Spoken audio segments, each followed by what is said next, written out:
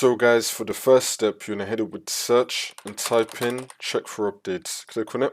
And then once you're on this, you're going to click on check for updates. Make sure that your computer is fully up to date. And now for the next step, you're going to head over to search and type in date and time settings. Click on it. And then once you're on this, make sure that your time zone is correct. Make sure that you have set time automatically turned on. Now you're going to scroll down and then click on sync now. Make sure that your date and time is fully synced up. And now for the next step, you're going to head over to search again and type in CMD. Now you need to run it as administrator. And then click on yes. And then once you're on this, you're going to type in SFC space / scan now, and then click on enter. Now you want to run the scan. Wait for this to load. I'm going to skip the video to when the scan will be fully completed. And then once that's been done, you now want to type in DISM space / online space / cleanup - image space / restore health. Click on enter again.